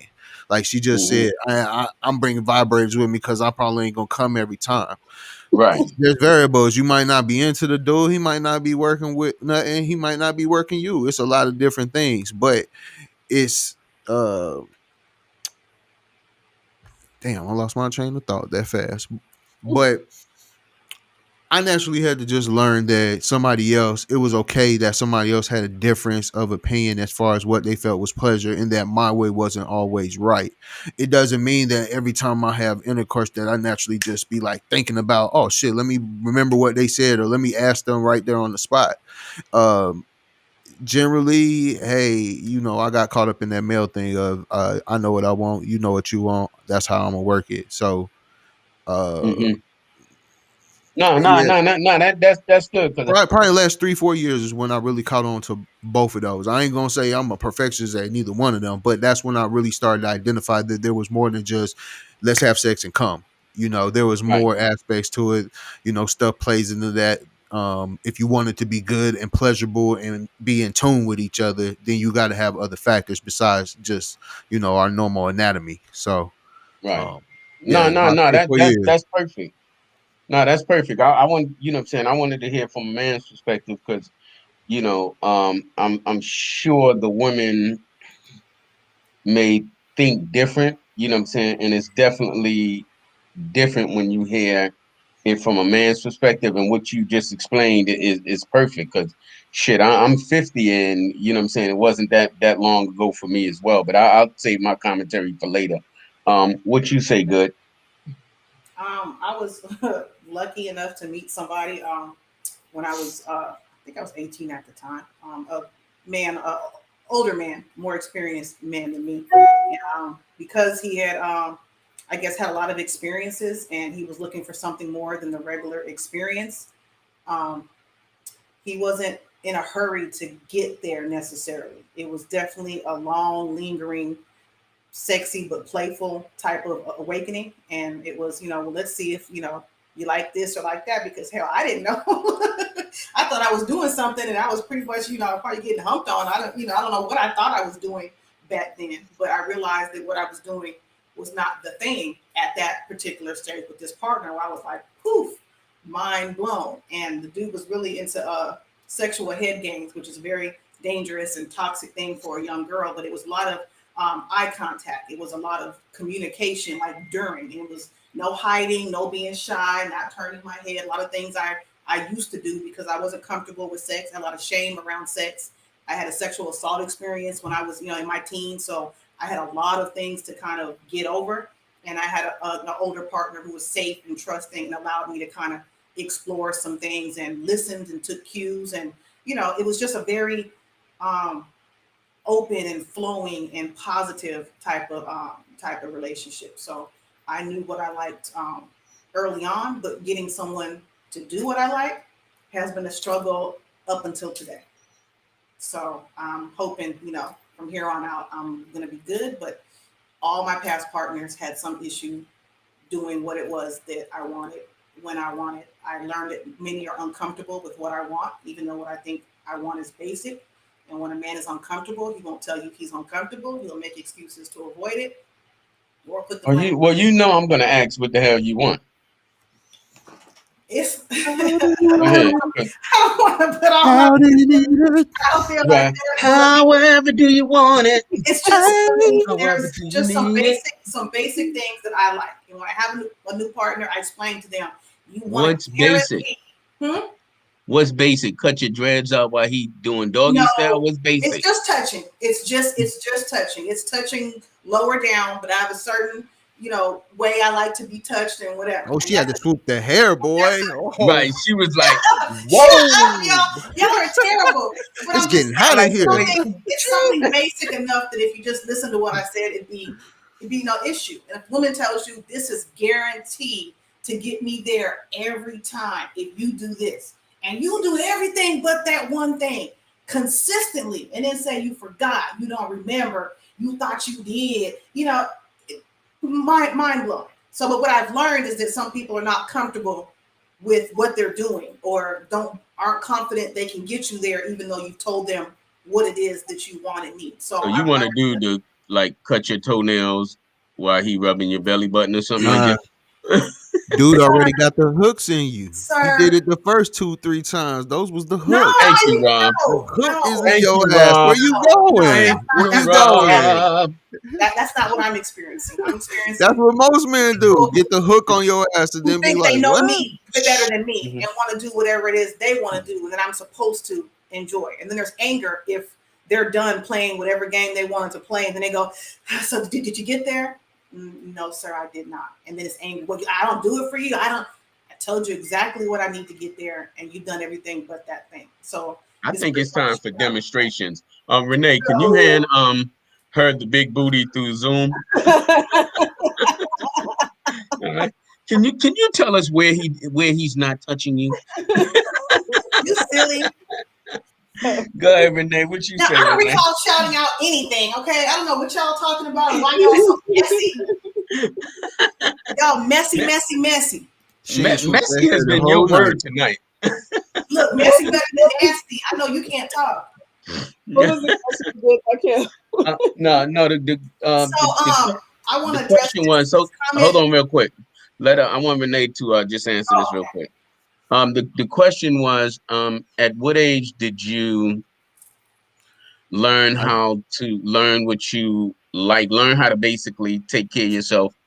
And at what age did you learn how to, basically take care of a man, what a man likes and what you like? Because, and just a background, I'm asking this because I know women who are like 50, 55 years old and still don't know how to climax. Yeah, I do too. Unfortunately, yes. I would say find out what I liked. Probably in my learning your body. Yeah, probably my teens. I went to Catholic school, so as you told me. Oh, you was nasty. Okay, yeah. She said her teens. Damn. She said Catholic school. We already know. And I say that because we took a lot of religion classes where everything was taboo, and I just went home and like debunked everything. I was like, that doesn't even make sense. Let me test that out. And so, I tried a lot of stuff at home to see, okay, that doesn't, I didn't go blind from doing that. That seems to be okay. So I would say probably my teens, but if I really think about, probably my 40s is when I got really comfortable with who I am and my body and what I want. And I would say I'm probably still learning men. I mean, they say they're simple, but every guy wants something a little bit different. I mean, you're almost guaranteed that the penis is going to be the pleasure center. But I found that a lot of things, if the guy is willing to explore, that a lot of things he finds out, if you can play around, he'll find out that, oh, I had no idea that this was an erogenous zone, like toes or the bottom of his feet or the perineum or his scalp or elbows. Like it's so. You like that booty hole area. I noticed that. But go ahead. So, depends on the guy. I mean, it's so thank you, Fresh. Everybody is different. And so sometimes you find out that there's, just through touch, that there is some part of his body that he's never really had touched in a certain way. That he's like, you got him kind of like, balled up in the bed, like, oh, I had no idea that, that felt good. So it's a matter of just kind of, nipples. So there's a whole lot of things that you can kind of play with this. And so I would say I'm still learning about men, but I think I'm pretty good on myself. Well, you're the sexologist, so we're going to hold you to a higher standard. We think you're better than good. I'm a human being who's learning stuff. It's nasty. She's just nasty. That's all. Just nasty. I'm just going to try things because people will send me something, and I'm like, yeah, okay, let's. A lot of the stuff that I show is stuff that I've picked up along the way, or somebody, some company has sent me, and I'm like, sure, I'll try that out. You test it out with somebody, like, I hate that, or like, or just, like I'll have one toy that's awful, and I'm just like, this is terrible. I don't know why it's, why they. I'm trying CBD oil because I haven't done that, so I'm trying to see how that works. I gotta, and there's new stuff all the time in this industry. Like there's always a new toy, there's always a new product, there's always a new, a new what do you call this? Yeah, a new. I call it the new shiny object. Yeah, there's always something new coming out, and so I'm just willing to try them all and say like, oh, let's see what this is like. And if it's, like this is the last toy I'm gonna show, I promise you. Oh no, I'll say no. What the hell is that? I'll forget that. But I was telling Kim before the show that I bought a sex chair last year. Oh yeah, it is awesome. And so it's kind of like a wave, and so I bought it. It was on sale, and I was like, what, I'm gonna buy this. I did it under the guise it was my boyfriend's birthday, and I was like, what, I'm gonna get the sex chair and test it out. And so you can do all of these positions, and they're really nice, especially because I work with Gen Xers and baby boomers. There are things that you just sometimes can't get your body into anymore that the sex chair will allow you to do. And so if your knees hurt and you don't want to bend over and do doggy style, you can just like lean over this chair and do it that way. Or if you want to get on top and your knees are like, I'm not doing that for 20 minutes, you can get in that sex chair and it is amazing. There's so many positions you can do. Agree. That you can't get in. If your neck gets tired from giving a blowjob or eating out, it is awesome. It is worth every single penny. So, really? Wow. Every penny. Do you have to be like a certain height? Because like, you know what I'm saying? I ain't too tall, so I need a ladder to like get up on the sex chair. It has these different variations, so you can kind of move up or down across the chair. I got a fat stomach too, so what? I fuck around and roll on there and smother her, and then I done caught a charge. No, it's not like that. It's just wide enough for your body, so your legs can hang on the side. Oh, so you have one? Is that what you can face sit on it? You can what? Yes, you can face sit on it. Yes, you can. Oh yeah. So, and it makes it easy because like if you're sitting, like if you're in the curved part of it, the person can just sit on top of you. Like there's no, it is awesome. It is worth look this chair up. Everything I've shown, this is what I would spend my money on. Sex. Wow, that's interesting. Let me go look that up on Amazon. It's called the Liberator chair. Yes. They also have one that goes on the bed and it flips. It's like Scratch. different wedges, and you can flip them into positions, and The you wedges. can lean over them, or you can lift your legs up. And if you got a handicapped partner or a partner that doesn't feel much below the legs, or is paralyzed from the waist down or something, you can position your partner over these liberator wedges and over the chair, so you can still have an Yeah. Oh, active so you, sex life and do all oh. kinds of things. Like I have a wedge. I like it, but I don't like it as much as the chair. Like the chair, like the wedge is nice if you're going to be in bed and you have. right. But if you want to be more active and move around and switch things Yeah. up, the chair is definitely the way to go. Look at y'all two nasty ass women. Oh It's shit, they got toy mounts in the cushions and shit. Yeah, That's what I'm saying, right? Y'all just but nasty. the chair beats all. Are you looking at it, Rob? Hell yeah. I want Isn't to that get cool? me a chair. Shit. It's cool, right? I like the way it's grooved up like that. You can Thank sit you. down on this. You can Thank Kama Sutra for days on that thing. Thank you. That Okay. look is nice. So did you have a question? Did you have another question? Go ahead, Ron. Yeah, I had one question. So this goes back to the whole sex and having conversations. So how long do you generally let something go on before you have that conversation with your partner? For you ladies, from your personal perspectives, how long do you let that go on before you say something? Because I'm pretty sure there's a lot of women out here letting it go. You mean like a bad sexual experience, or Yeah, like you're not getting pleased. That's Even good. in situations where you love your partner or whatever, you're satisfied on every other level, but it just ain't satisfying there. How long do you wait for you tell them? I think you need to do it right away. Like not in that moment, but like in another soon after that experience, you need to have a discussion about like this is what I need or want. You can do let me back up.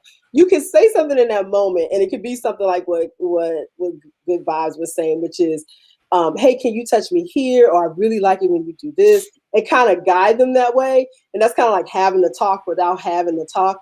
But if that's not working, you need to have a talk soon after this experience to say, like, this is what I really like. And I'd really like if you did more of that and a little less of something else that they're doing, because they would, like, some guys would just keep doing it because they just think like every woman I've been with loves this, and meanwhile you're like, that's not possible. Like there's no way. They was faking. They all Every woman say they was faking. Yeah, they all with Harry Met Sally on you, and that's not true. Like we can fake orgasm. We can all do that, but you don't want to do that all the time. And so at some point you need to just have that conversation and just say, and you just had a conversation with them, just like, hey, this is what I really like. Maybe it's bringing home something. Maybe it's like, hey, I heard about this. Or I want to try this. I got this. I want to talk a little bit about this, and just be honest with them. That, not mean, but you want to be honest because it's your sexual experience too. Throw that porno on and keep flipping. Throw that porno on and keep rewinding that same scene. They'll get It's no help for some people. Some folks cannot be tired. Shut up. You done ran the scene back 5 times. They ain't picked up yet. It's like, but you got to make sure that's the scene that his wheels can handle. Yeah. Don't put him on the big wheel scene and he got little wheels. It ain't gonna work. No, what I'm talking about is purely hands. It's nothing to do with any size, any other man, nothing. It's touching and way off the mark. I know, like, oh my goodness. Oh man, but we're gonna go ahead and wrap it up. Right.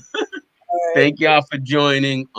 As always, like, comment, share. Like, comment, share.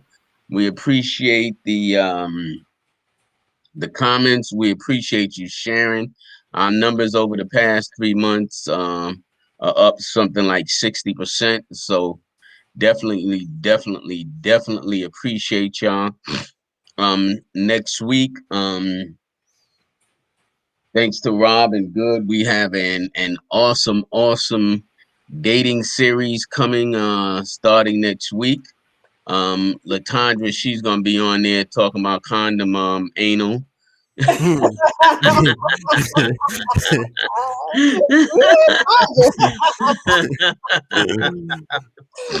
But no, we got a very we got an exciting dating series. We're gonna have three single women on.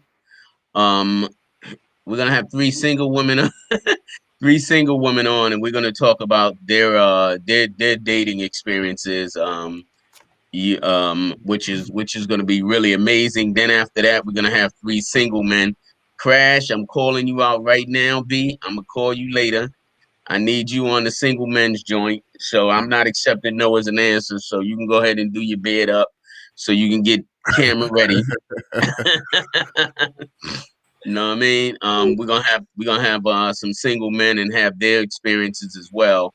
And then we're gonna have the men and women come together for a special show, you know what I'm saying, to have like a round table. You know what I'm saying?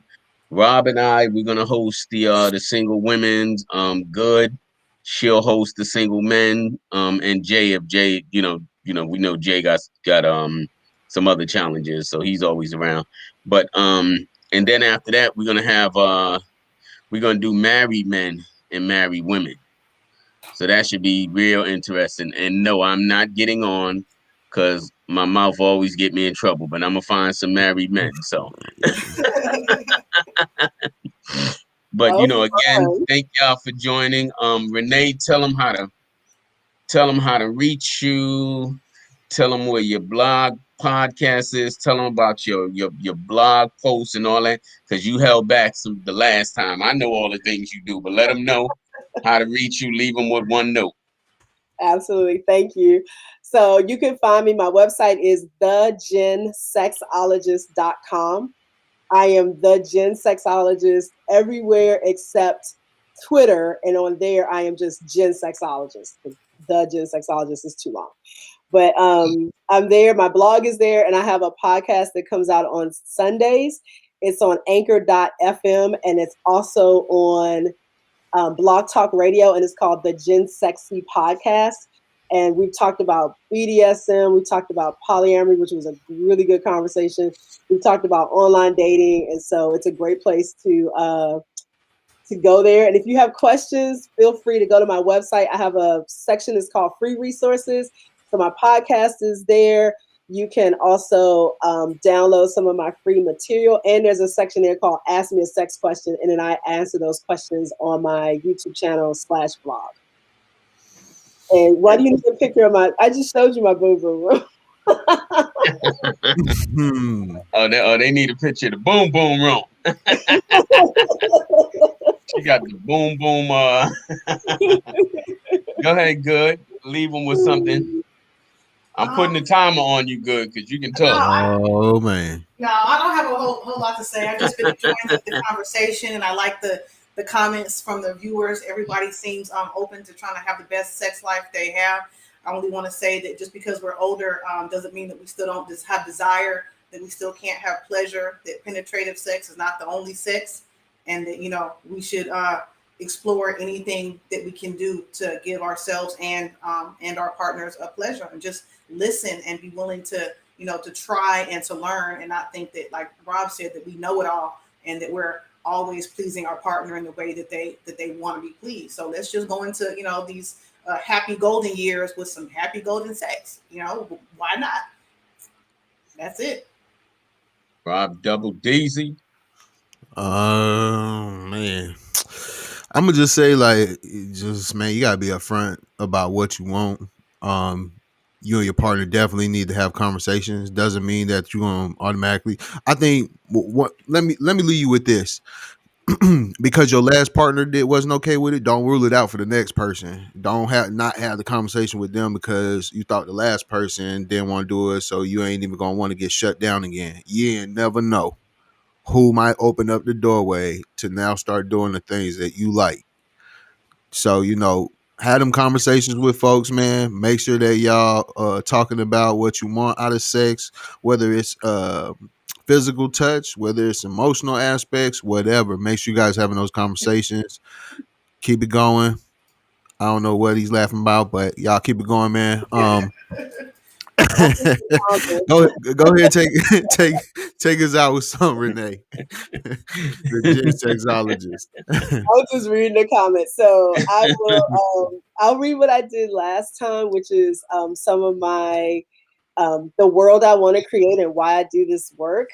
And so I have on my page that I want to create a world where we're comfortable talking about sex and sexuality as easy as we are discussing food in our jobs, where couples ask for what they need rather than hope their partners figure it out, where sex isn't taboo but treated as a normal, healthy part of being human, where couples are brave enough to communicate, have fun, be adventurous, and curious about trying new things, where people know they are never too old to explore and enjoy sex, where penis and vagina sex isn't the only definition of sex, where people try new things, celebrate their differences, and become the fullest expression of who they are.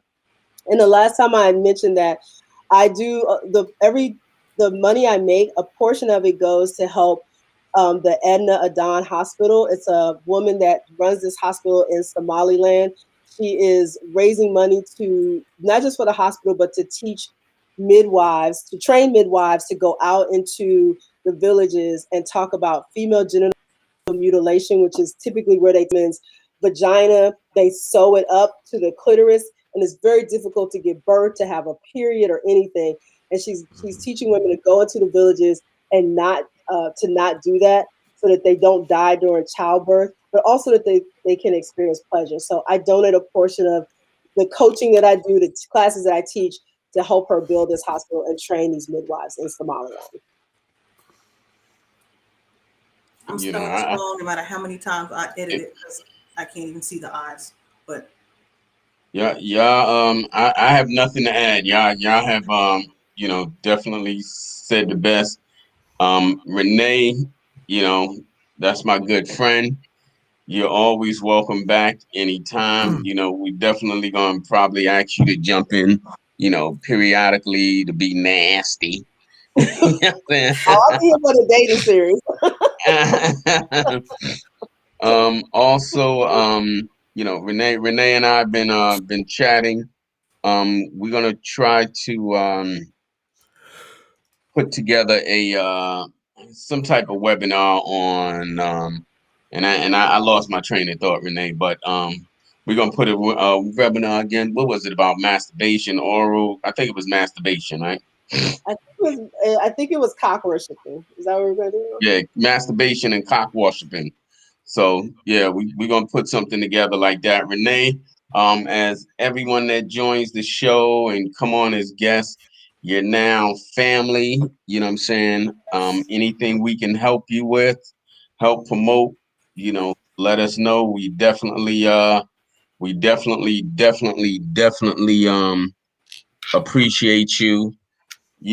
And a little tidbit, I've known Renee probably for about 10 years, and I think this is think these last two shows are the first time that I've ever seen her in person. So, you meet good people on Facebook. People say you don't meet good people. You meet great people on Facebook. You know what I'm saying? Crash, I'm going to hit you up. Need you for the dating show. Rob, go ahead and take us on out, player. Yeah, I saw a comment pop up. Man, I just wanted to say something real quick. No. Go ahead. Hey, I'll talk all night. I'm drinking now. Yeah, so I saw Crash's comment about learning love languages. Crash, bro, I'm gonna say this. I hate that love language shit.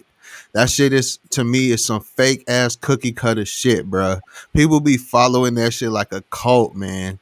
And I'm not gonna say that the concept of what it is not what we strive for. But people will go, oh, physical touch. Motherfucker, you gotta define that for yourself.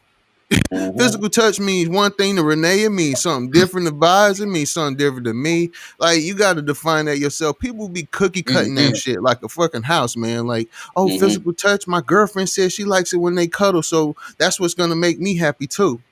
You don't even like to cuddle. What the like? Define that shit for yourself, man. Define that shit for yourself. Stop looking at five languages. Millions of fucking people. We all fall in 5 categories. Get the fuck out of here, man. So I want to have us have a whole conversation about that one day. so we can kind of debunk some of that shit, man, and figure out what we really need to be having conversations about instead of these little 5 little categories. I think he's just saying understand what your partner needs to No, be. I know what he meant. I had to be dramatic so we can get that conversation going. Because you got women rolling up like, yo, I'm physical touch is one of my languages. Okay, boo, tell me what the fuck that means to you. What do you want me to do to touch you to make you mean it? Right? Touch me when. You right though. But then be quick to tell you like, oh, I'm not like your last chick. You ain't tell me what the fuck you like. So I went off the fact that physical touch was in the book you read. You said that was your love language. I agree with you. I think we need to do that after we do all the dating series. I think that would be perfect because I don't agree with love languages either.